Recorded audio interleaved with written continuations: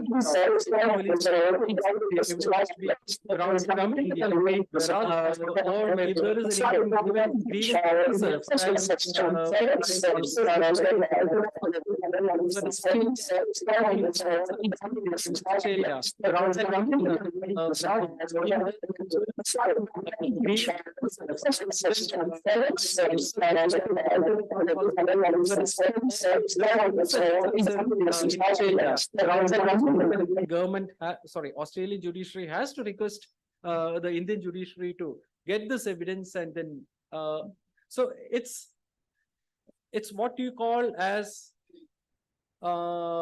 exchange of criminals and crime related information, treatises, right? So there are lots of provisions, like, for example, those who are working in those who are aware of penal code, criminal procedure code, should know what is 166B of CRPC, 166A of CRPC, 95 of CRPC, 91 of CRPC, 94 of CRPC, then ML80. There are several treatises. Then there are reasons for failure to punish criminals. Number one, lack of awareness. Number two, failure to lack of awareness of the police. For example, you lodge a complaint with the Kozhikode police, and if they are not aware of a particular legal, cyber forensic protocol, or if they don't have or the cyber expert working there does not know a particular mathematical model to do that, your case is failed. You won't get right? So failure to obtain cyber evidence due to lack of qualified or experienced cyber forensic experts, failure to obtain evidence from private messaging space due to constitutional regulations. For example, you are not supposed to get into the private space of cyber private space of your cyberspace, right? For example,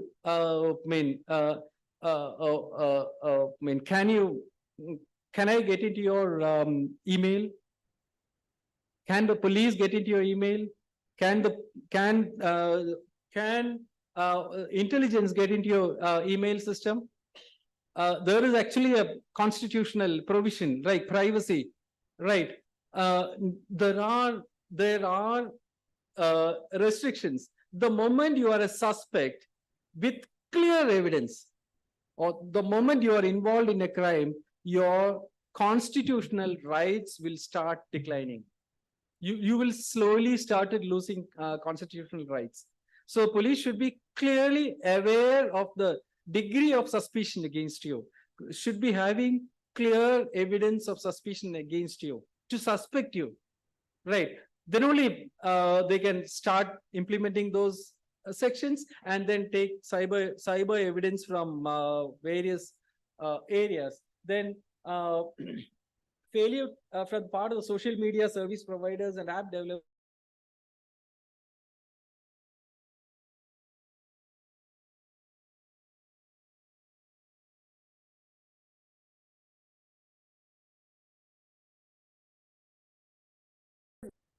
And when he has asked some question also regarding interoperability. It's connected to this failure actually, because this is mostly happening because of the interoperability issues. Mostly, there are other reasons also for this. One of the reasons is interoperability.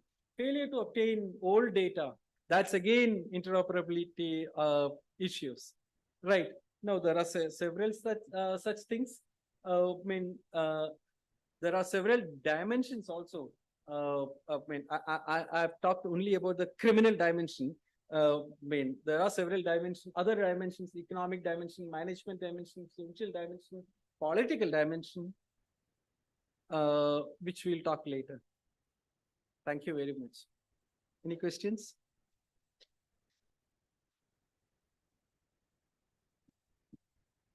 I have one question. I came late, so I couldn't attend the entire session. So, are these electronic evidences are considered to be foolproof evidences in the court of law in India now? Yes, since 2000. Since 2000. For the last 23 years, yes. Suppose someone is generating that evidence with, say, maybe some generative AI. Generative AI. Suppose the evidence like thing is created using generative AI, very difficult to make out. No, very easy to, if you know the technology, it's very easy to prove that it's an artificial data or it's a fabricated data. You can prove that. But do the courts do that? Yes. If technical experts say, if I'm the technical expert in this particular case, my duty is to prove that this is 100% acceptable evidence. This is 100% natural evidence. If it is not, I will have to prove, I will have to convince the court that this is not natural, this is artificial. It's possible. But the technologies are so good that, because generative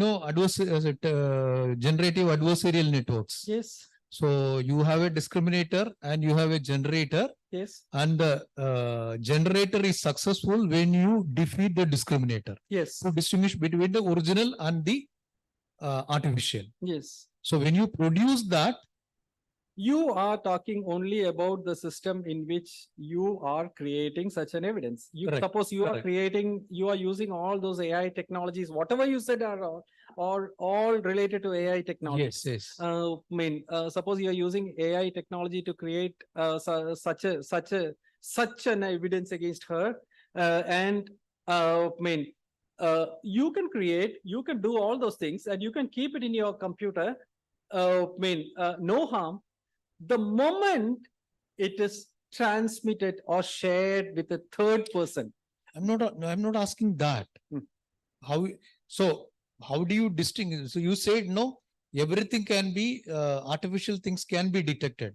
That is the thing only I'm asking. Oh yeah, that's what I'm asking. That's what I'm asking. Yeah. That's what I'm telling. Right now, you are when the stage one, you have all those things created. Things are created.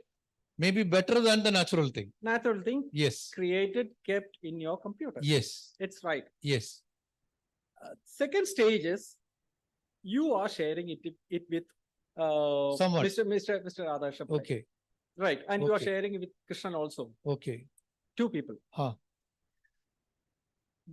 There starts a crime. I'm not asking the crime, the evidence. I got the point. Yeah. I got the point. I got the point. Let me explain. In the criminal context, only there starts a crime. Right. No, I am asking about only one thing. Please wait. How good is your tools in detecting whether this is original or artificial? Now. Okay. Yeah. Will you please wait for 2 minutes without asking anything? I'll explain that to you. Okay. I'm not sending it. Yeah. You are not sending it. Yeah, I'm not sending it. Please, Yeah. please keep quiet. Yeah. I'll explain that to you. You are supposing that you are sending or you are not sending, right? Now, the crime starts when you are sharing with somebody else. So, along with any criminal data, just like the data that you say is fabricated by you using AI technologies, along with anything, there should exist several other related data in the cyberspace, right? If it is a natural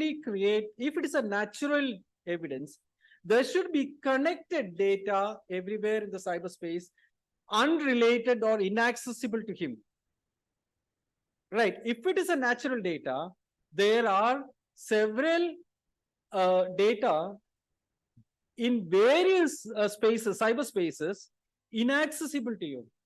And any natural, if it is a natural data, please, please, No, no, if it's a natural data. We'll discuss later because we are running short of time. Yeah. So if it is an artificial data, Yeah. answer. If it is an artificial data, just as you say, these connected pieces will not be there. I'll explain these connected pieces. So answer doesn't lie not just in your computer, it is in several areas. Okay. So we will have to corroborate all these things to find out whether it is natural or artificial. Yes. If this corroboration fails, this is artificial data. Okay. Yeah. Thank you. Yes. So let's call it a day, at least for me. Thank you very much.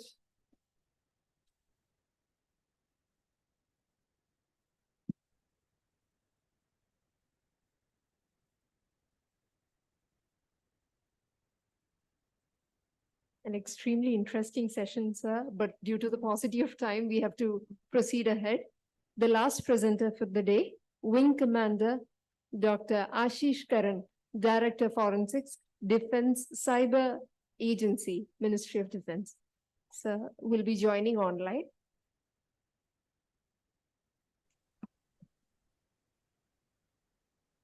Yeah, good afternoon, everyone. Am I audible?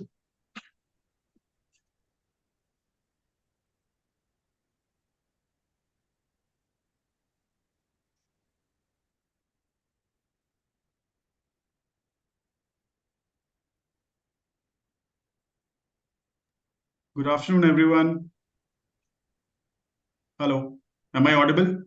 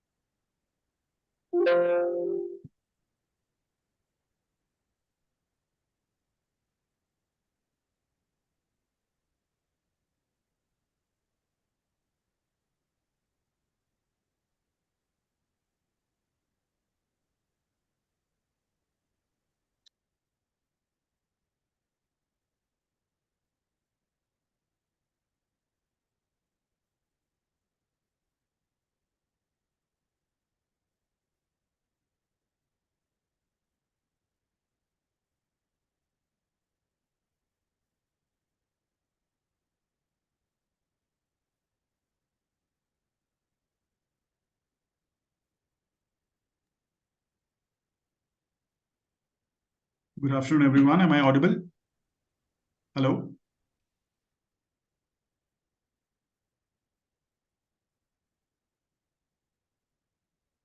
Yes, you're audible. Okay. Okay, so good afternoon. I am Wing Commander Dr. Ashish Karan. I'm presently working as Group Captain Forensics at Defense Cyber Agency. And first of all, I would like to thank IIM Kozhikode for extending me this invitation and giving me this opportunity to speak on this event. The topic is ransomware response strategy. So I hope my slides are visible.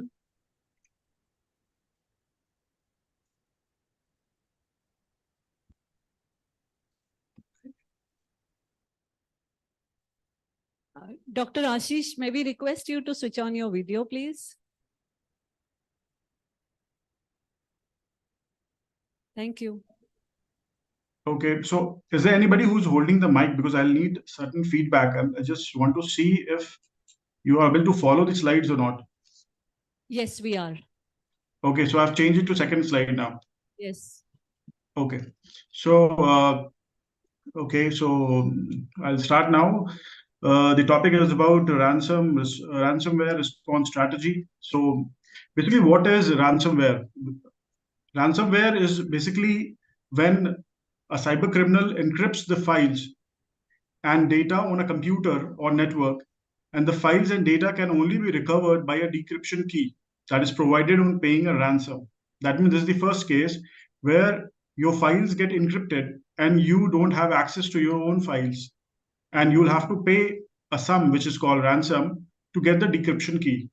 The second case is when the cyber criminal threatens to leak the certain data which is private to you or to the organization, and for that he blackmails and asks for a ransom to be paid in order to stop him for doing that. So certain statistics, there is the Black Fog, which is an organization in the US. It states that there are 473% cases of ransomware goes undetected, and this is the figure of 2023, and we have crossed all the statistics of the last year. If you see the graph which is at the bottom, the September is the month where the highest number of ransomware attacks have been reported. This is going to be the highest in terms of the year-wise, where the amounts have been paid, the ransom amounts have been paid. And this particular fact has been endorsed by another group also, which is the NCC group of the UK, which also says that the highest months in this year were March, July, and September. This data is of till September only. So September is the highest, and then the second highest is July, and the third highest is March. And you can see the graph, and you can it is quite easy to predict the figures, and if you compare it with the last year figures. So and this is if we draw the inference in respect of the industries it has got affected. So almost all the industry has got affected. And even India is not spared. There's a report from the French tech firm Thales, which says that 1 in 4 Indian organizations suffered from ransomware attack in 2021, which is higher than the global average of 21%. And it lists out the various families of the ransomware along with the effectiveness in terms of getting the data encrypted. So why there is a need to strategize the response, which is the topic, which is my topic. So the number one reason which comes to me is the organization needs to be prepared to deal with such a cyber attack because of its magnitude in terms of the attack vector, the power to disrupt the business operations, and the kind of involvement it requires from the top leadership to handle that situation. And when I say handle the situation, it also means going back in the preparation stage where all the domains, the different fields, the verticals in an organization needs to get involved, and they need to have one bigger crisis management plan and smaller section plans, which is a part of the main plan to be rehearsed, to be revised, documented, and executed when such kind of crisis takes place. So I would like to explain it with a case study of an organization called Hydro. There is some problem with the video, I guess. So what I'll do is I'll stop the video so that okay. Okay, so this Hydro organization is basically into aluminum manufacturing. It's an organization, it's a company which is located in Norway, and it has uh, uh, it has a lot of verticals like bauxite and alumina. So these are basically functional verticals under this organization. And what you need to remember is it is a organization in Norway where the on the D date, that is 19th March 2019. In fact, a day prior to that, a new CEO was appointed, and this was the first time in the history of this organization that a lady CEO was appointed. The CEO's name was Hilde Merritt, and if you can see, there's a party. If you see the picture on the bottom left, there is a small gathering, and probably it looks like an official handing taking over with a little bit of social gathering and a celebration. So this is happening on March 18, 2019, where the Hydro is celebrating the appointment of new CEO.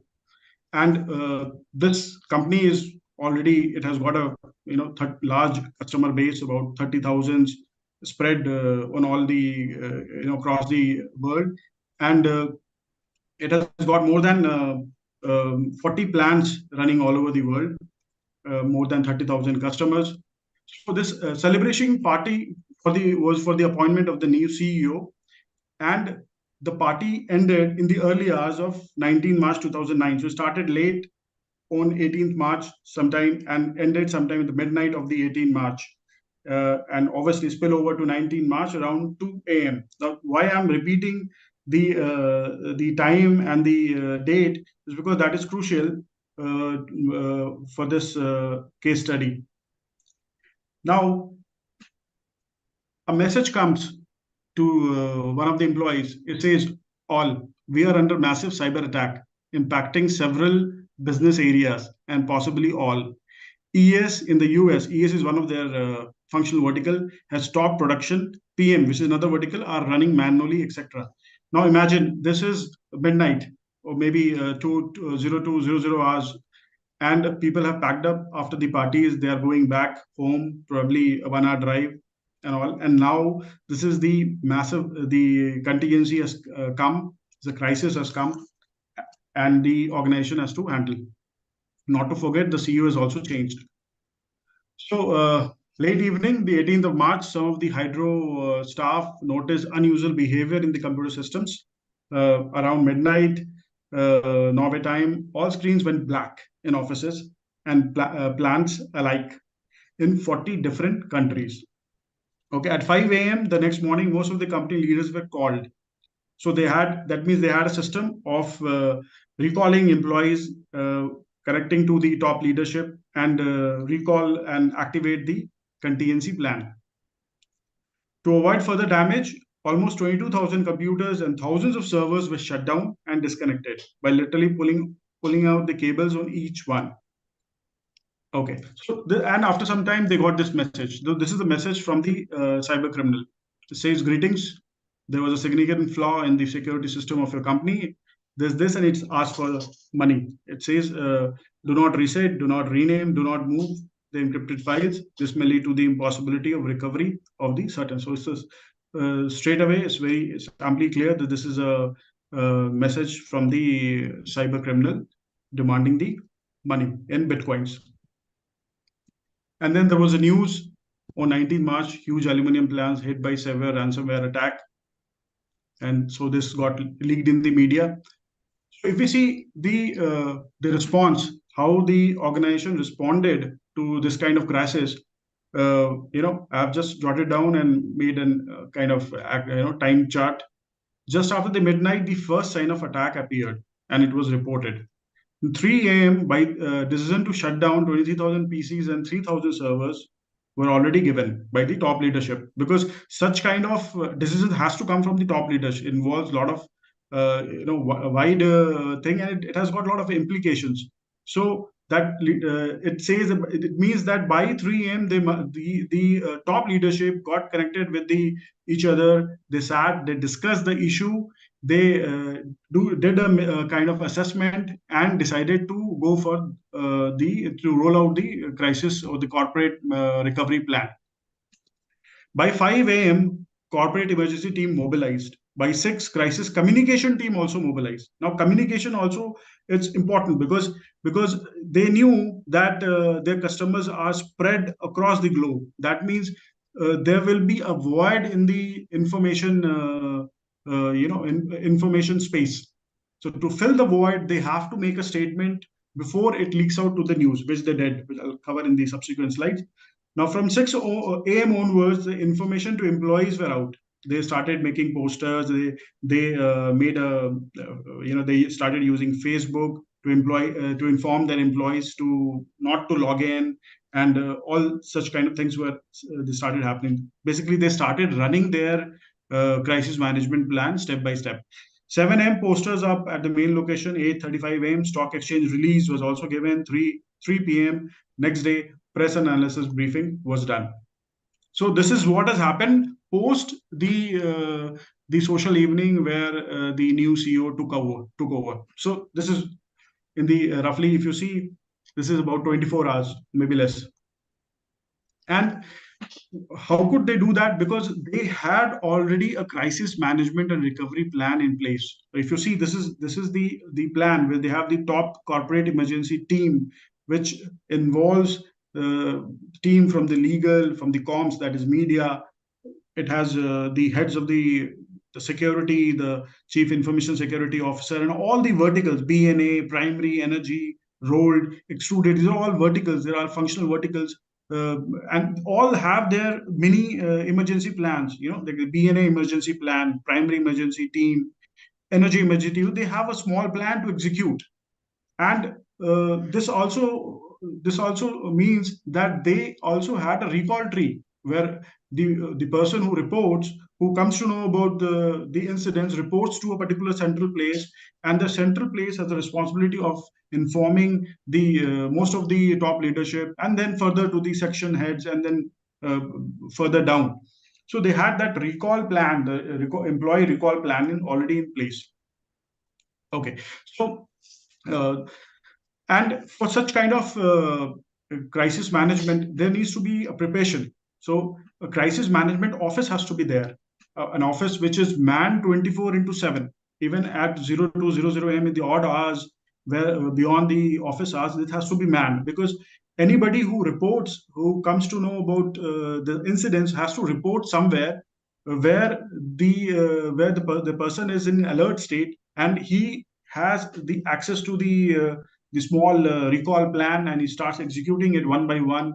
The plan for recall plan has to be laid. Which medium should he use for communicating? Maybe primary could be telephones, secondary could be an SMS or a WhatsApp, and depending on what kind of team the team has to be recalled. The plan should also include what medium has to be used. Like if there's beyond office hours, then probably the security team has to be logged in from their home. So that permission in administrative permission has to be given. Plus, though it has to be made possible technically also by giving such authorizations and making it possible.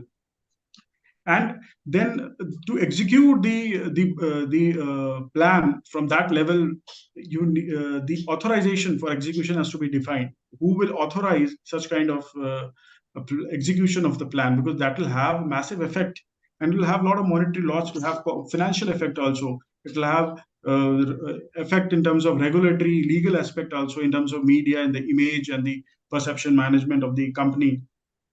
So, and there has to be the responsibility for executing such the entire plan has also, it has to be laid, it has to be discussed, it has to be written in the plan. Employee recall plan I've already discussed. The timelines for reporting has to be decided, and it has to be recorded also, because if it is a working hour and the crisis arrives, then the reaction time has to be less. It is quite understood. The person already there in the office, so he can simply rush to the crisis management room. They can sit there and they can start discussing. But if beyond working hours, then if the person has to report physically, then the timeline has to be decided accordingly. If you see the company's corporate emergency response team had members from everywhere. It had people from top leadership. It had all the technical vertical heads.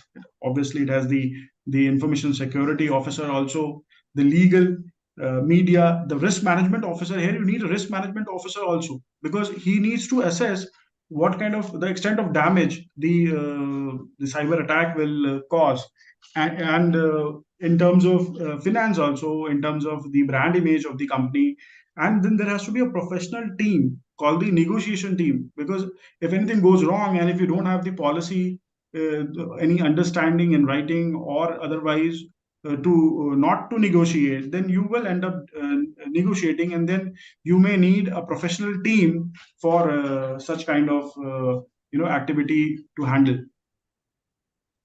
And of course, incidents response, which is a technical terminology as per the NIST guidelines and the SAN guidelines that we have. And it comprises of various steps. The broad steps are to analyze, to detect, to you analyze in the sense, if we start from the first, we analyze, we investigate the nature and the scope of the incident by gathering and analyzing data from the detection system. So whatever our sensors could gather, we analyze it, and we come to know what kind of what the severity of the attack is, and then we classify this severity, and then determine what is the potential impact it could have on the operations and the critical infrastructures. And then it also helps us in identifying the attack vectors. So basically, the analysis process covers these things, and then the second process is to contain. Contain will obviously, as it means, is basically it means that you need to isolate the affected systems or the network, so that to prevent the incident from spreading, and you disable compromised accounts or devices. You change the access credentials. You somehow pass the information to the customers, your employees, to change the access credentials depending upon the type of attack. Strengthen security, and implement temporary workarounds, and if it's possible. In the remediation stage, you identify the root cause of the incident and vulnerabilities that led this cyber attack to happen, and to develop a plan to address these vulnerabilities and improve the security measures, and obviously then apply patches and updates to affect the system. So these are technical points, but I'm just brushing through them. And obviously the post incident, where you do a root cause analysis of the problem, and we document lessons and update the incident response plan, enhance employee training and awareness programs for better. Basically, you prepare your training, you amend the training plans, and you fill all the voids that made this thing to happen, and then you you evolve with a new plan, and you test it again, then optimize, then test. This is how it it happens. And the media team. So media team also has got a big role to play in terms of doing the internal communication, informing the employees, and if the principles of the media communications are already laid, it helps in speeding up the process of recovery. So like in this case, the principles were well laid. The principles were transparency, frequent, and proactive. This is somewhere jotted down on a piece of paper also. Yeah. So this is the snapshot of the principle, from the principal manual of the Hydro. It says it has to be comms principle has to be proactive. It has to be transparent, and it has to be frequent. Now that means that if I am running the plan, I am very sure that I have to now be transparent. I have to inform the media. So that's why Hydro immediately made a statement in the media that we are under a cyber attack, and we are resolving the issue before the news came in the media. So and then external communication, how we need to communicate with the stakeholders, You need to inform about the attack and how you're dealing with it. How are you communicating with the customers? That plan, the templates, how what all has to be told to the plant manager or the person who is in charge, who's geographically not located with you, but he is being constantly asked by the media how he needs to respond to media, how he has to handle that situation.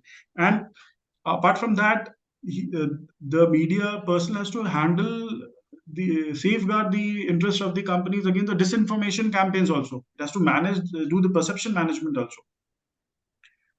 So this was a media statement made by Hydro. Hydro is currently under cyber attack. Updates regarding the situation will be posted on Facebook. But crystal clear, they have admitted that they are under attack. And they also could develop a small website where they were started posting all the updates. And since their network was affected, they used social media, Facebook, to inform their all the stakeholders, including their own employees. And they went for the team, the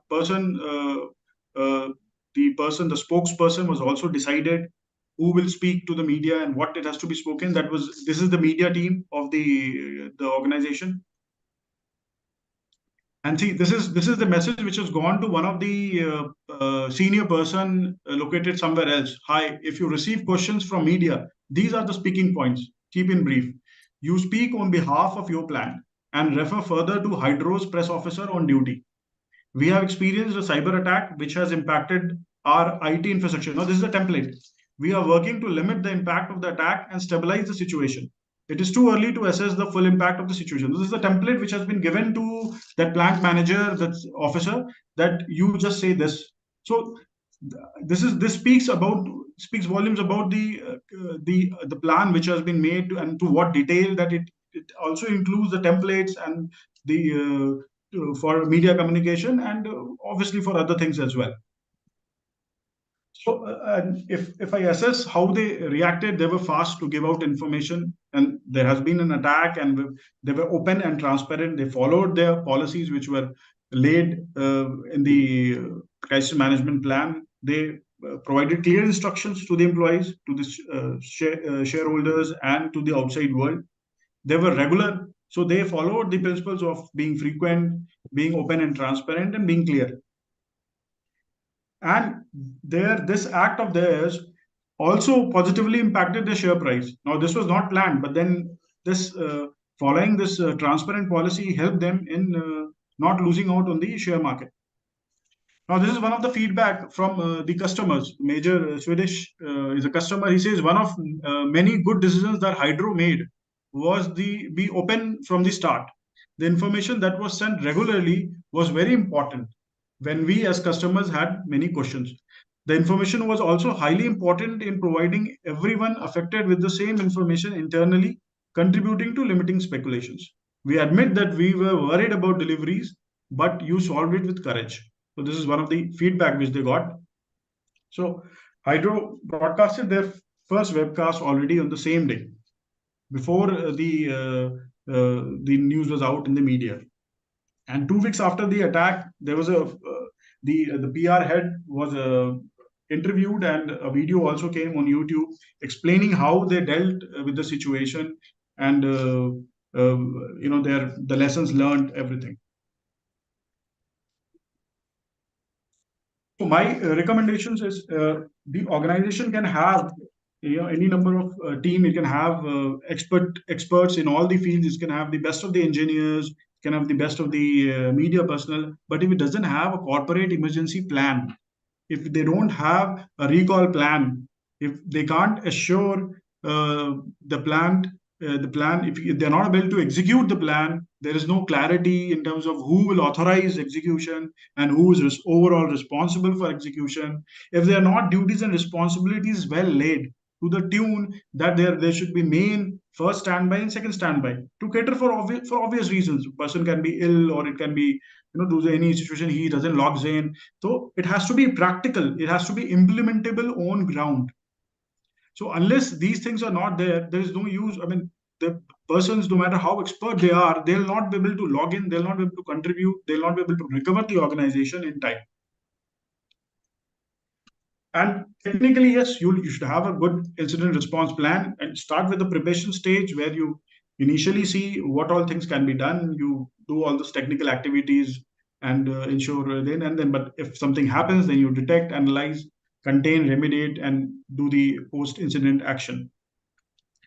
There has to be a legal team also to take care of the legal compliance part, to interact with police and the other enforcement agencies. Now with the DPDPA, you have to ensure also that the data is not breached, and you have not been defaulted or other things where you need to inform certain organization, like in case of banking sector, they need to inform RBI, and otherwise any cyber incident has to be reported to CERT. So legal team also has a role to play in this, and their roles and plans should be defined, responsibilities should be defined, and should be part of the bigger corporate emergency plan.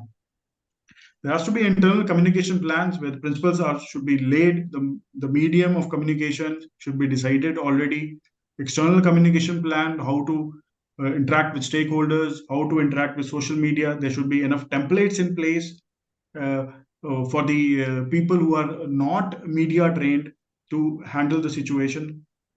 And at the same time, there should be trained personnel to do the perception management, to act against the disinformation campaign also. There has to be a risk assessment officer or the risk assessment team which calculates the valuation of it, does the valuation of the impact, predict where it all can spread, and probably provide the input to the negotiation team to take a call accordingly. There has to be a pre-approved policy for either to negotiate or not to negotiate. This will bring clarity in the minds of the minds of the employees, the top leadership, and they will not waste time in discussing this and getting the approval. There has to be a business continuity plan. Like in this Hydro case, there's one person who was against digitizing thing, and he was maintaining everything. He was documenting everything. So because of his efforts, the company could switch to manuals and could revive certain things. So backup and restore was a gray area in Hydro, which they worked upon it after the attack. So there has to be a business continuity plan. There has to be, you have to realize where all your data is getting stored, where is the area site, is it geographically spread, how is the communication structure laid down, is there redundancy there also or not. There has to be a part of the broad continuity plan and the emergency plan. The crisis management said very simple point, but it has to be manned 24/7 because the crisis can come anytime. There has to be at least 1 or 2 person manning that particular cell who has some instructions in writing how to go about executing the preliminary of the plan. Maybe he can inform the top leadership, and then further the top leaders can inform the board of directors can inform the functional heads, and they have a recall tree kind of structure where they ensure that the last man gets the message. They need to practice. There has to be a lot of mock drills. Now that also reminded me of one more case study, that is about the Olympics 2000. Where the network was down, and they had practiced the entire recovery plan more than 20 times, and that's why they can restore the entire network. So practice is very important, and they need to do they need to practice as an organization, or if you are in the position of responsibility, you need to ensure that the drills are taken very seriously and they are practiced, and then you can do the brainstorming session, revise the drills, and then practice again, and so that people know what is needs to be done when the crisis arrives. So this we have already discussed the best practices for incident response planning. So and I've almost finished the presentation. So when the Hydro the crisis was over, and they took about 10-12 days to recover, and it was a ransomware, of course, and they could manage to get the encryption keys and restore their data. So when the PR head was interviewed, and she said that no matter how much you plan and no matter how much you train and no matter how many contingency plans you have, you will be surprised. And they were. So these are a statement of her. And with this, I've come to the end of the presentation. And I leave with this note of General Norman, which says that the more you sweat in peace, the less you bleed in war. Thank you.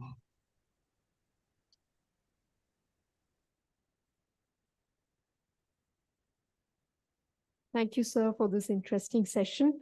Now we proceed to the valedictory function, inviting Professor Deepa Sethi for the same and to propose a vote of thanks.